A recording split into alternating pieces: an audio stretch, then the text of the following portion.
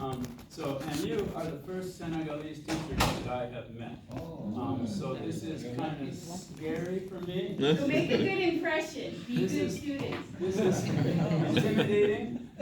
I don't have any expertise to tell you what to do in your classrooms, but I hope to learn a lot from you. And I'm sure that you can also share important ideas with the Fulbrighters at your tables. Okay, so this is my topic. Successful communication with cultural others is, or at least it should be, the foremost goal of foreign language education. Linguistic skill itself is not enough. I think you all know people with rather high level of English or foreign language skills, but are poor at communication. And there's some people with a minimum of language who are very effective in communication. So what they have probably mostly is intercultural communicative competence. I'll abbreviate it as ICC as I go along, but it's also needed, definitely. A brief definition is the knowledge, skills, and attitudes needed to communicate effectively and appropriately with people of different cultural backgrounds. So I think that's ultimately what we're doing. For ICC, I believe that Michael Byram's 5 savoirs model is the most developed. Here he is. Here's Michael Byram and his very influential 1997 book, Teaching and Assessing Intercultural Communicative Competence. Michael Byram is British, unfortunately, but he wrote most of this book while he was in the United States. He was in Washington on sabbatical, and that's when he wrote the book. He started out as a French and German teacher. He went on to become a professor at University of Durham in the United Kingdom, and he did a lot of work with the Council of Europe, notably on the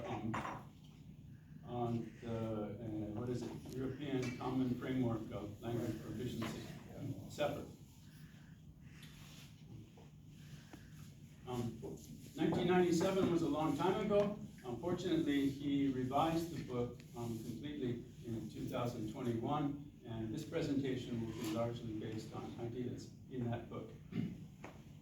So the 3 basic components, we've already mentioned them. Knowledge. Knowledge is what most typically is shared in classrooms. It's easy to write things on the board, and students can write it in their notebooks. But some challenges with that is that knowledge is endless.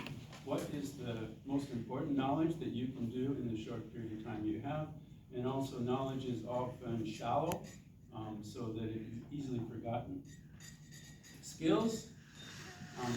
Skills are challenging because they take time. Consistent practice is necessary to develop skills. That's not always easy to do in the classroom, but I'm sure that you manage in some ways. Attitudes are the most challenging because when students come into your classrooms, they have well-developed attitudes, maybe from early childhood. So it's a real challenge to change attitudes. But there are ways to do it. So let's think. For communicating with cultural others,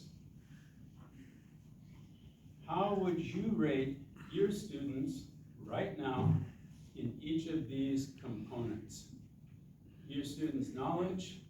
So for the purpose of communicating with cultural others, your students' levels of knowledge, levels of skills, levels of attitudes, what are their strengths and what are their weaknesses? So this is kind of a needs analysis. Where do we go from here? And I would like 2 tables here to talk about knowledge. Share what you can say about your students, share it with the Fulbrighters about knowledge. These 2 tables about skills, these 2 tables about attitudes for about 6 minutes. Can I ask a question? Sure. So you're asking this They're talking about skills, Right, so and they're talking about attitudes. And what are they talking about? what do then? your students know or don't know? How are they oriented towards openly communicating with cultural others? So how each one of those affects their ability to communicate. Yeah. But your focus is attitude, skills, and knowledge. I got it. Thank Got you. it? Okay. So 6 minutes.